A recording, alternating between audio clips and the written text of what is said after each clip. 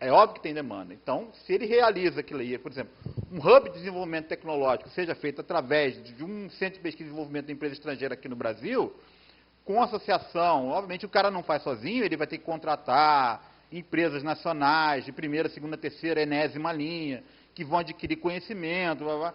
É óbvio que a gente tem que saber jogar na questão da propriedade intelectual. Não pode ser 99 para eles e 1 para a gente, entendeu? A gente tem que fazer com que esse recurso estimule essas estruturas, estimule as competências nossas também. E a gente tem uma defasagem muito grande, porque eles têm um nível tecnológico muito avançado, entendeu? Mas a gente tem necessidade que precisam ser satisfeitas, não tem jeito. Eu vou deixar para o meu trisavô, meu trisneto?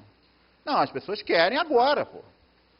As pessoas querem comida, bebida, comida é água, bebida é pasta, você tem fome de quê? As pessoas querem, entendeu? Agora, a gente tem que adequar isso a estratégias nacionais de desenvolvimento bem pensadas, entendeu? Não só em relação à indústria automobilística, mas em outros setores, é que a gente possa ter capacidade de participar do jogo de desenvolvimento tecnológico. Porque na hora de desenvolvimento você tem pessoas envolvidas, você tem recursos envolvidos, você tem instituições, você tem empresas. Ninguém desenvolve sozinho.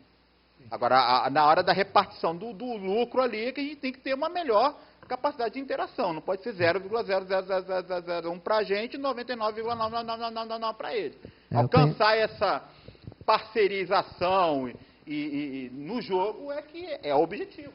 Não tem jeito. Bem, eu tenho 35 anos de vivência nessa história. A vantagem deles não é tecnologia. A vantagem deles é estratégia. Eu discordo plenamente do que aconteceu na UFRJ com a presença das multinacionais instalando centro de pesquisa numa área que devia estar sendo instalado centro de pesquisa de empresas com se as empresas nacionais quiserem também, né? Mas não querem. Nacional, né? Não tem como. Então, o que a gente tem que fazer então, porque, na verdade, a dinâmica nós já entramos correta no jogo era, derrotado, né? eu vou fazer nós já entramos no jogo derrotado, ali, né? Nós já entramos no jogo derrotado, é isso que você está dizendo pra gente. Não, a gente tem que pegar... você acabou de dizer que nós já entramos derrotado. Não disse nada disso. Não disse nada disso. O que eu disse é o seguinte, a gente tem uma dinâmica tecnológica que a gente tem que observar.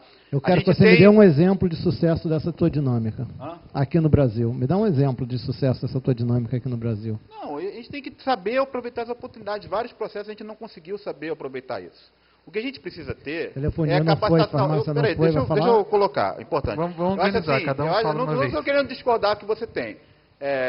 Eu acho que a gente tem que aproveitar a oportunidade. A gente tem uma grande oportunidade ali. Entendeu? Agora, é óbvio que a gente tem que tentar trazer um conhecimento já vindo de outra possibilidade, porque se depender da Petrobras, ela vai às compras. Ela compra tudo, óbvio. Por quê? Porque ela tem uma necessidade de tirar lá o negócio rapidinho. Não, tem que tirar o negócio, tem que gerar receita, despesa, tem que tirar tudo. Tem que ter um investimento. Não tem jeito. Aquilo ali tem um recurso ali. É um recurso para mim utilizar, para você utilizar. Eu não quero dizer que isso não vai ser feito, mas tem possibilidades aí de desenvolvimento desses mercados que a gente precisa fazer. É uma oportunidade. Agora, o que a gente tem que saber é saber jogar esse jogo tecnológico, saber jogar as competências que nós temos, saber construir empresas. Nós não temos competências empresariais para tocar isso. Nós temos que fazer como outros países fizeram e criar os nossos empreendedores. Os nossos empreendedores que tenham a capacidade de oferecer produtos e serviços mais bem alavancados. Agora, se essas outras empresas têm essas competências lá fora, elas vêm aqui e, cara, precisa tirar a porcaria do petróleo lá de baixo, pô. Não tem jeito. Precisa separar o petróleo da água, da areia, não sei o quê. Precisa refinar, porque tem cada vez mais se desenvolve mais carros, cada vez mais a população quer obter recursos, cada vez a população quer desenvolver, tem um crescimento populacional, todo mundo quer ficar bem de vida. Agora, se ficar restringido isso aí, não vamos ter desenvolvimento econômico nunca. E o que a gente faz através de inovação? A gente reduz esse tempo, reduz essas desvantagens. Mas tem que ter um processo de articulação que a gente possa conseguir ter uma vantagem nisso. Não, mas tudo bem que seja repetido, mas pelo menos tem que lutar. Eu estou aqui para lutar em relação a isso, estou defendendo esse negócio. Passar para a próxima pergunta. Eu me aproveitei aqui da vizinhança e assambarquei o microfone dele para prosseguir nessa discussão, que eu acho que é muito interessante. Mas o professor Rex tinha pedido antes de mim, então eu estou oferecendo que ele fizesse antes.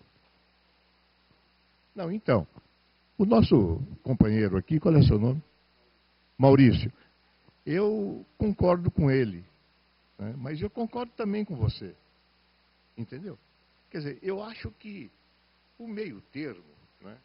Porque a pior coisa que tem, né, é você ter desemprego e você desenvolver o mercado de consumo de massa aqui no Brasil e desenvolver um mercado de produção de massa na China.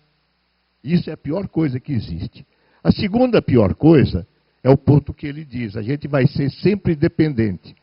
E eu concordo plenamente com ele que o que vai dar desenvolvimento para o Brasil nas próximas décadas é enraizar no Brasil o desenvolvimento tecnológico, enraizar empresas cujos interesses estão aqui. O que eu concordo consigo? Né? Eu concordo plenamente consigo, porque nós temos um dado real, da realidade. Há 40 anos nós temos uma indústria automobilística aqui que está desenvolvida e está enraizada aqui dentro. Do ponto de vista tecnológico, ele tem razão, porque a Volkswagen vai desenvolver e os 0,000001 que vai ficar no Brasil, os 99,999, é dificílimo, né, a gente fazer isso com alguém que está há 40 anos aqui, que tem esse mercado fabuloso, agora de uma nova classe média, que está comprando carro. Eu queria fazer uma sugestão, né? Por que a FINEP, eu acho que a exposição sua é brilhante. Essa história dos fóruns, para mim, é extraordinário. Ele tem toda a razão, porque a minha experiência é de que se não tem empresário treinado, não consegue ser competitivo. Partir da pesquisa, da qualidade do empresário é fundamental, porque não é qualquer um que é capaz. Você tem inventor fantástico. A nossa enfermeira da cama, de chuveiro, deve ser ótima, como criatividade, mas vai ela gerir uma empresa, entendeu? Quer dizer, então a pesquisa da empresa, da capacidade gerencial é fundamental. Sugestão, FINEP, usa o Itamaraty e vai ver o que a China está fazendo. Vai aprender o que os chineses estão fazendo para comprar avião da Embraer e, de repente, dá um chute na Embraer e fabrica avião lá na China, com autonomia tecnológica. A sugestão é essa. Governo brasileiro, FINEP, Itamaraty, BRICS. Vai ver o que a China está fazendo.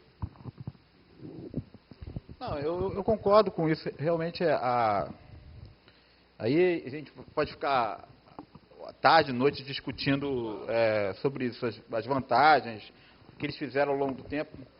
Mas acho que a gente tem que começar agora.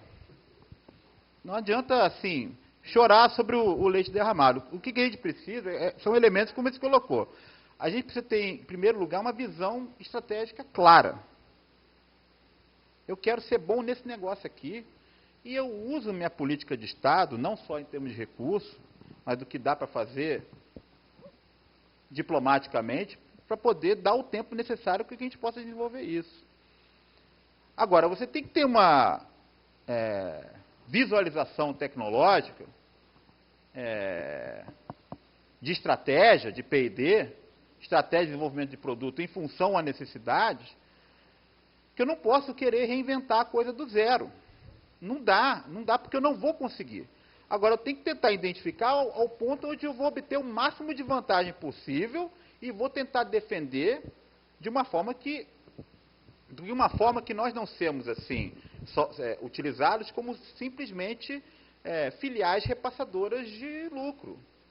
Eu já ouvi falar uma história assim, que determinada empresa multinacional, a heurística de produção dela é o seguinte, olha, essa unidade aqui tem que me dar 500 milhões de dólares de caixa por ano. Ponto. Essa é a visão estratégica. O que você vai fazer para me dar esses 500 milhões? Não importa.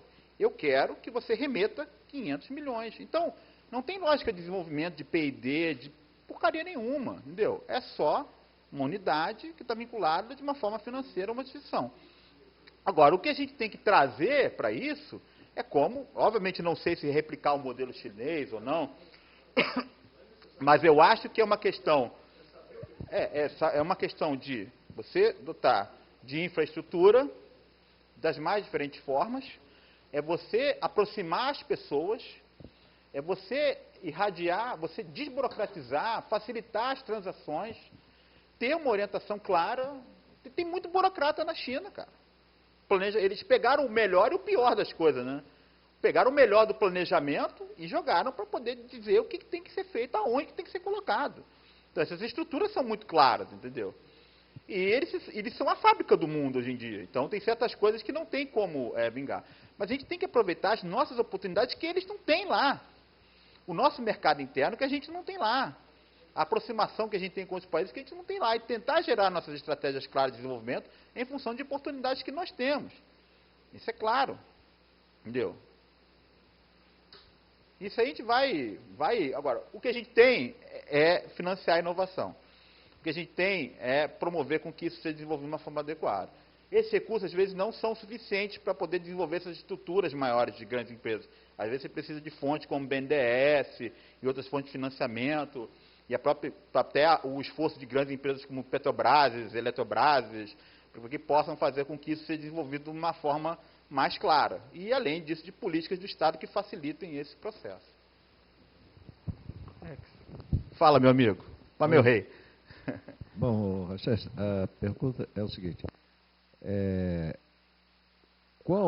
Primeiro um comentário rápido. Eu conheço a China, eu não diria quase que nem a palma da minha mão, mas eu conheço bastante em detalhe e todos os mecanismos.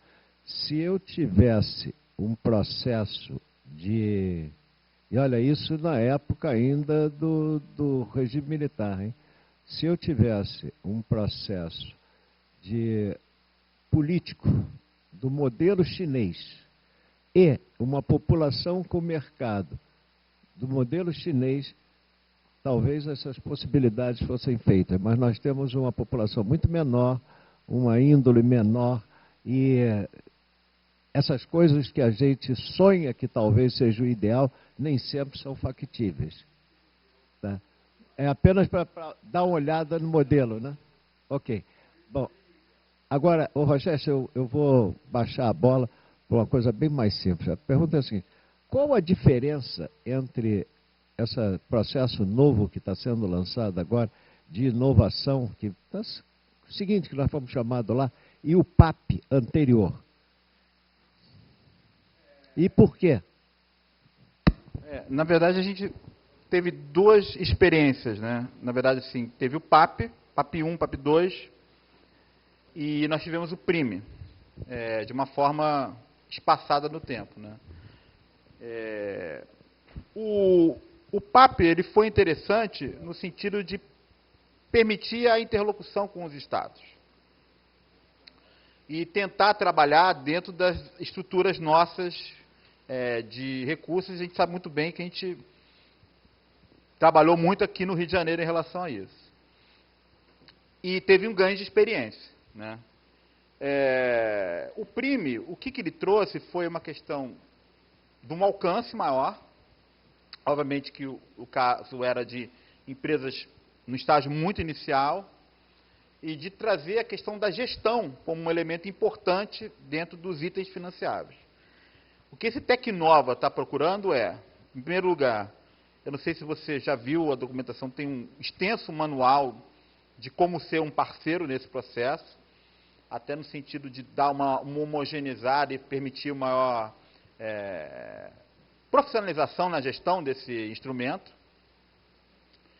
E a questão também da entrada do SEBRAE Nacional, pela sua competência, na questão da gestão.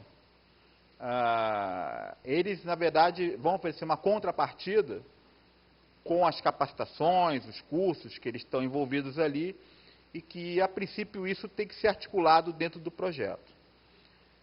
Eu não tive envolvido nessa questão específica, então as informações que eu tenho são essas aqui. Mas acho que, em termos de ideia, é um pouco isso. É tentar trazer os resultados positivos dessas duas experiências no sentido de você ter uma melhor taxa de maturidade, de sucesso desses projetos e que eles possam realmente atender às necessidades de cada unidade da federação que está sendo colocada como parceiro. Outra grande é que, na verdade, se eu estou muito enganado, esse é o início de um grande esforço de descentralização dos recursos, através desse mecanismo.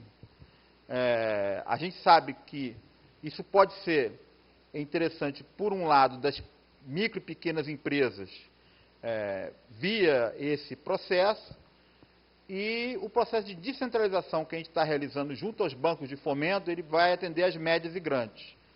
Então, é dessa forma que a gente está procurando alavancar os recursos do esforço que a gente tem de tentar ampliar o patamar de execução da empresa. O princípio é isso. Tá.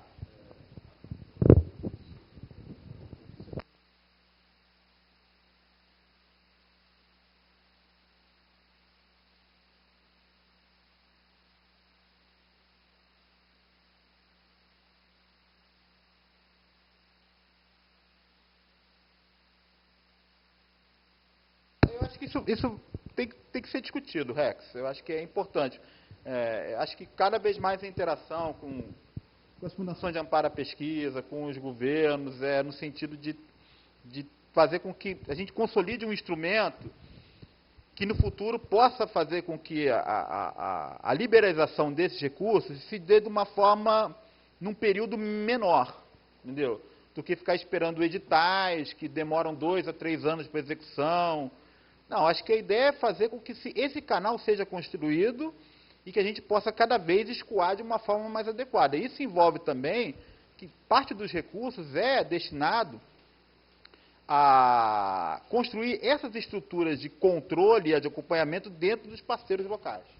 Isso era uma coisa que eles tem um exemplo que estava apresentando, assim, não, tem que ter um recurso para poder contratar pessoas, softwares, processos de gestão, para que esses recursos sejam bem alavancados.